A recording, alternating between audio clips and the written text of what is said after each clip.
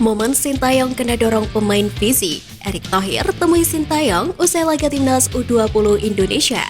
Pelatih Fizi soroti kekalahan hingga kritik wasit. Simak video selengkapnya hanya di Garuda Space Update.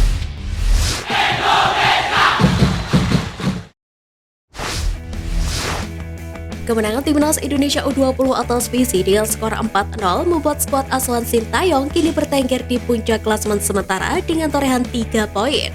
Sedangkan Fizi U20 harus puas bercokol di posisi paling bawah dengan 0 angka.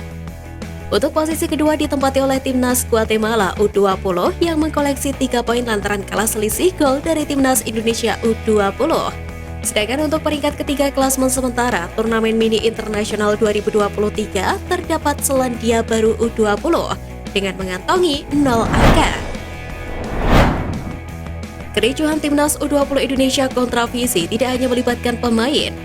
Terlihat banyak yang terlibat cekcok, ofisial dan pemain cadangan kedua tim pun turun ke lapangan karena tak terima pemainnya diperlakukan seperti itu.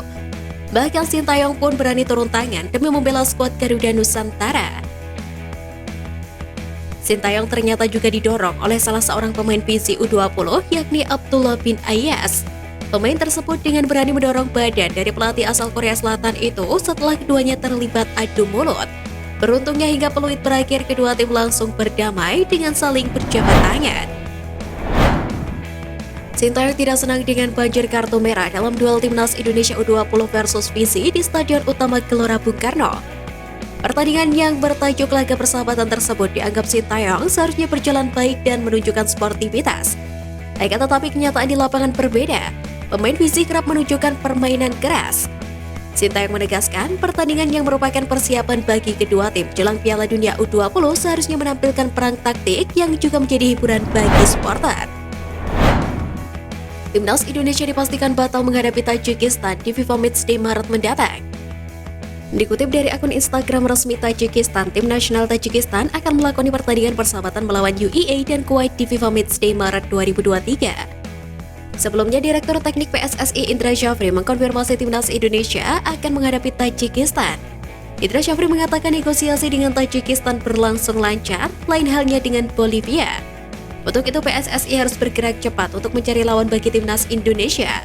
Sebab FIFA Matchday Maret 2023 akan bergulir sekitar 1 bulan lagi, tepatnya pada 20 hingga 28 Maret 2023. Pemain timnas Indonesia Jordi Amat tersenyum lebar usai ranking klubnya Johor Darul Taksim berada di atas ex-jawara Liga Inggris Blackburn Rovers. Dilansir dari Makan Bola JDT berhasil mencatatkan rekor apik di dalam ranking klub sepak bola dunia. Klub berjuluk Harimau Selatan itu berada di posisi 583 dalam ranking seluruh klub di dunia. Hal tersebut didapat dari situs analis sepak bola Opta Analyst yang mencatatkan sebanyak 13.500 peringkat klub sepak bola seluruh dunia. Pemain keturunan Indonesia Sandy Walsh akhirnya buka suara terkait cedera yang dia alami. BKP Michelin tersebut mengalami cedera saat menghadapi SV Zulte Waregem di ajang Piala Belgia 2023 awal bulan ini. Usai menjalani recovery, Sandy Walsh berharap akan segera pulih. Sandy mengaku tidak sabar untuk debut di timnas Indonesia. Pemain yang berposisi sebagai bek kiri tersebut membalas komentar dari netizen dan berjanji akan pulih lebih cepat sebelum FIFA Matchday. Pelatih timnas Indonesia Sintayong ingin berbicara banyak dengan kepengurusan PSSI yang baru terpilih. Sintayong menegaskan bertekad untuk membeberkan apa yang perlu dibenahi untuk sepak bola tanah air, sebab dirinya telah 3 tahun berada di Indonesia. Belum diketahui secara pasti kapan Sintayong akan berdiskusi dengan jajaran pengurus PSSI saat ini.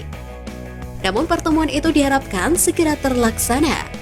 Sebab Sintayong tengah disibukkan bersama timnas Indonesia U20 jelang Piala Asia U20 2023. Ketum PSSI yang baru Erick Thohir diketahui bertemu dengan punggawa timnas U20 Indonesia usai menghadapi Fizi. Terlihat Menteri BUMN tersebut juga lega akhirnya bisa berjumpa dengan Sintayong. Sebelumnya Erick Thohir tak terlihat di stadion pada laga perdana skuad Garuda Nusantara di mini turnamen tersebut. Namun tekad Erick Thohir menyambangi timnas U20 Indonesia itu telah membuktikan bahwa dirinya cukup antusias untuk mengawal perkembangan Arkan Fikri dan kawan-kawan jelang Piala Asia U20 dan Piala Dunia U20. Presiden RI Joko Widodo menegaskan tidak akan mempermasalahkan rangkap jabatan Erick Thohir dan Zainuddin Amali di PSSI. Jokowi mengatakan hal paling utama adalah kedua menteri di kabinetnya bisa membagi prioritas. Pasalnya sejumlah menteri di kabinet Jokowi saat ini juga rangkap jabatan sebagai Ketua Federasi Olahraga. Diketahui rangkap jabatan ini menjadi isu yang selalu muncul ketika melibatkan pejabat negara. Dengan dua jabatan itu dikhawatirkan posisi sebagai ketua federasi tidak akan maksimal, yang bisa menyebabkan tim nasional gagal meraih prestasi. Akan tetapi hal itu tidak dipersoalkan oleh Jokowi. Selain tak mempermasalahkan perihal rangkap jabatan, Presiden RI Joko Widodo juga meminta Erick Thohir yang baru saja terpilih sebagai ketua umum yang baru untuk melakukan reformasi total di PSSI. Jokowi menganggap permintaannya bukan merupakan intervensi dari pemerintah, melainkan harapan agar Badan Sepak Bola Nasional dapat lebih baik. Selain transformasi, Jokowi meminta Erick untuk membuat rencana program jangka panjang untuk sepak bola nasional. Kualitas infrastruktur pun turut menjadi perhatian Jokowi. Dia menyoroti timnas Indonesia yang tidak memiliki tempat pemusatan latihan tetap.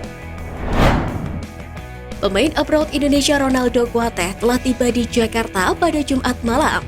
Ex-pemain Madura United itu langsung hadir menyaksikan laga turnamen mini antara timnas Indonesia U20 versus timnas Fiji U20. Ronaldo mengaku baru mendarat di Bandara Internasional Soekarno-Hatta, Cengkareng, Tangerang, Banten sekitar pukul 18:30 waktu Indonesia Barat. Dia pun memilih untuk langsung ke stadion alih-alih beristirahat.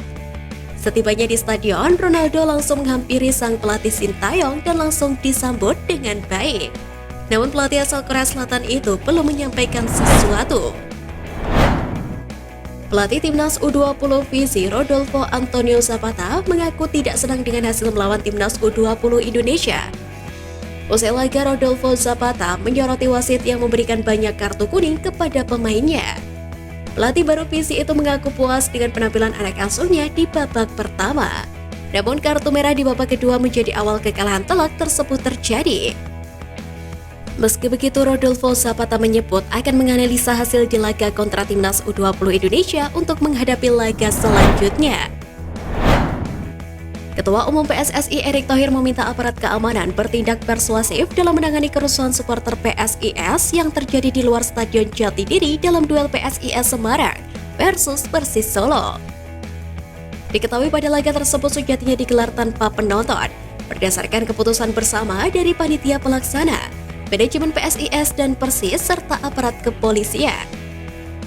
Akan tetapi supporter PSIS tetap memaksa ingin mendukung tim kesayangannya di stadion hingga berujung bentrok dengan polisi. Meski demikian, Erick ingin kepolisian belajar dari pengalaman tragedi Kanjuruhan. Erick yakin aparat keamanan juga mampu berusaha maksimal dalam memenangkan massa tanpa tindakan represif, terlebih dengan menggunakan gas air mata. Sekian Flash News kali ini Sobat Garuda, mari terus dukung perjuangan timnas Indonesia. Nantikan Flash News Edition dari Garuda Space selanjutnya. Terima kasih dan salam olahraga.